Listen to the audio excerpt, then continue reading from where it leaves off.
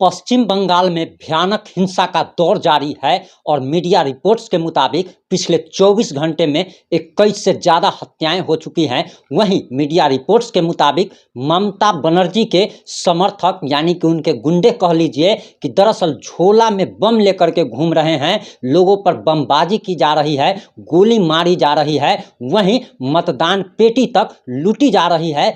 जबकि अभी पश्चिम बंगाल में 65,000 केंद्रीय पुलिस बल के जवान तैनात हैं, वहीं 70,000 पश्चिम बंगाल पुलिस के जवान तैनात है, यानी कि 1,35,000 पुलिस बलों की तैनाती है, केंद्रीय रिजर्व बलों की तैनाती है। इसके बावजूद भी जो हिंसा का दौर है वो थमने का नाम नहीं ले रहा।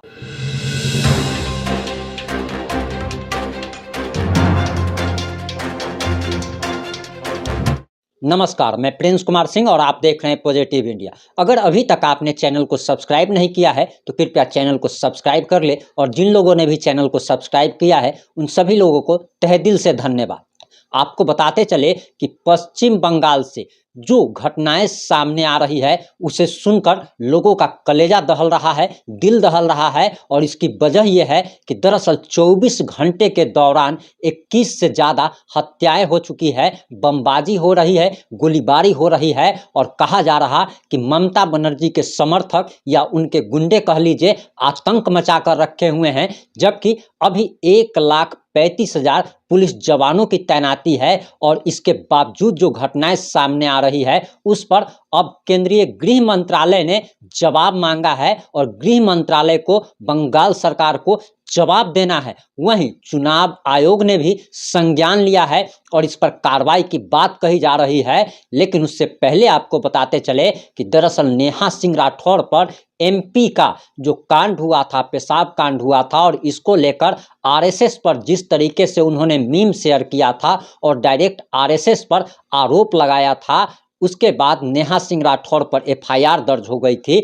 लेकिन नेहा सिंह राठौड़ आखिर बंगाल हत्या पर चुप क्यों है, और ये क्यों नहीं पूछ रही हैं कि बंगाल में काबा जिस तरीके से वह बीजेपी शासित राज्यों से और बीजेपी शासित राज्यों के मुख्यमंत्री से सवाल करती है कि यूपी में काबा, एमपी में काबा, उसी तरीके से वो कांग्रेस शासित राज्यों में और जहाँ पे भी भाजपा का शासन नहीं है, जहाँ पे दूसरे दलों का शासन है, उस राज्यों में अगर कोई भी घटनाएं होती है, हत्याओं का दौर चलता है, तो उस पर कोई भी संज्ञान नहीं लेता, और ना ही नेहा सिंह राठौड़ उस पर कोई गाना गाती है। जबकि अगर बीजेपी शासित राज्यों में छोटी से छोटी घटना हो जाए तो उसको कितना बड़ा बना करके दिखाया जाता है, ये समझने की बात है। लेकिन जहां पश्चिम बंगाल में मात्र 24 घंटे के दौरान 21 से ज़्यादा लोगों की हत्याएं हुई, आप कह सकते हैं कि उस पश्चिम बंगाल में जहां पे ममता बनर्जी का शासन है और ममता बनर्जी के गुंडों द्वारा ही ये हरकत की जा रही है, और बताया जा रहा कि ममता बनर्जी के गुंडों द्वारा ही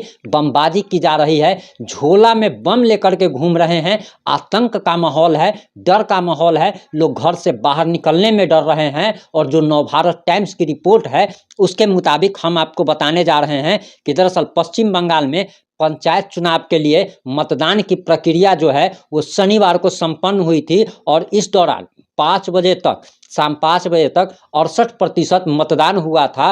वहीं पश्चिम बंगाल में मतदान के बाद भयानक हिंसा का भी दौर देखने को मिल रहा है, जहां पंचायत चुनाव के दिन ही 21 लोगों की हत्याएं हुई, जिससे पूरा राज्य कांप उठा। वहीं आपको बताते चले कि अफरा तफरी के भरे इस माहौल में कुल जो 21 लोगों की हत्याएं हुई हैं उसमें से टीएमसी के यानी कि ममता बनर्जी के पार्टी के 10 कार्यकर्ता बताए जा रहे हैं, बीजेपी के 3 कार्यकर्ता बताए जा रहे हैं, कांग्रेस के 3 बताए जा रहे हैं, और सीपीआईएम के 2 कार्यकर्ता शामिल बताए जा रहे हैं। वहीं जो सबसे पहले मुर्शिदाबाद से हिंसा का दौर शुरू हुआ था, और इस दौरान कांग्रेस और टीएमसी कार्यकर्ताओं के बीच भीषण झड़प में एक की मौत हो गई थी। उसके बाद हिंसा ने प्रचंड रूप धारण कर लिया।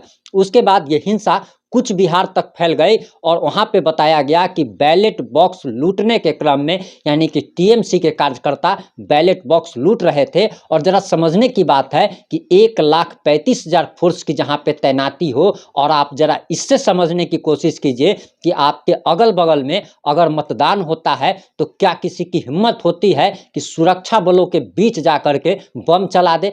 क्या उनकी हिम्मत होती है कि सुरक्षाकर्मी के बीच जाकर के ईवीएम उठा ले, बैलेट पेपर उठा ले? क्या इतनी हिम्मत बिहार के या अन्य राज्यों के लोगों की होती है? तो कृपया आप कमेंट करके जरूर बताइएगा। वहीं आपको बताते चले कि दरअसल ये सब कुछ पश्चिम बंगाल में हो रहा है, और उसी पश्चिम बंगाल में हो रहा है जहां पे ममता बनर्जी का शासन है, और ममता बनर्जी को बिहार के भी नीतीश कुमार का पूर्ण समर्थन है, अखिलेश यादव का पूर्ण समर्थन है, राहुल गांधी का पूर्ण समर्थन है, और यहाँ तक कि विपक्षी दलों का पूर्ण समर्थन है। लेकिन कोई भी नेता इस पर अभी तक कुछ भी बोलने को तैयार नहीं है कि आखिर पश्चिम बंगाल में ये हिंसा का दौर क्यों जारी है। और ये पश्चिम बंगाल में कोई पहली बार नहीं हो रहा है, जबकि पश्चिम बंगाल में आए दिन ऐसी घटनाएं होती रहती है, लेकिन आपको पता इसलिए नहीं चल पाता क्योंकि गोदी मीडिया पश्चिम बंगाल में हत्याओं का और आतंक का जो दौर चल रहा है वो आपको दिखाता नहीं है। आप सभी जानते हैं कि पश्चिम बंगाल में जिस तरीके से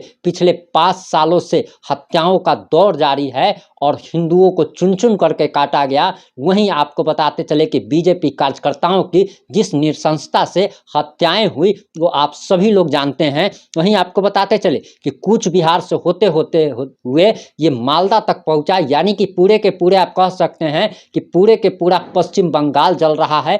कोई ऐसा जिला नहीं जहां से घटनाएं सामने नहीं आ रही है। वहीं मालदा के गोपालपुर पंचायत के बालूटोला में कांग्रेस और टीएमसी कार्यकर्ताओं के बीच भयानक झड़प हुई, गोले और बम भी चलाए गए। वहीं उत्तर 24 परगना के बैरकपुर में तो खुलेआम बंदूकें लहराई गई, उम्मीदवार की जमकर पिटाई की गई। वहीं एक बूथ पर एजेंट अब्दुल्ला की भी हत्या कर दी गई। वहीं इस पर बीएसएफ ने क्या कहा है वो भी आप जरा सुन लीजिए। बीएसएफ ने कहा है कि उन्हें संवेदनशील बूथ की लिस्ट ही नहीं दी गई थी, जहां जहां पर बीएसएफ की तैनाती की गई वहां पर कोई हिंसा नहीं हुई है। यानी कि बीएसएफ का कहना है कि जो भी संवेदनशील बूथ थे उसकी उनको कोई लिस्ट नहीं दी गई थी, और जहां पे भी बीएसएफ की तैनाती थी और जहां पर ज्यादा संख्या में तैनात थे वहां पर कोई हिंसा नहीं हुई है। वहीं बीजेपी ने ममता बनर्जी पर काफी गंभीर आरोप लगाए हैं। बीजेपी के नेता शुभेंदु अधिकारी ने ममता बनर्जी पर आरोप लगाते हुए कहा कि आज राज्य में जो भी हिंसा हो रही है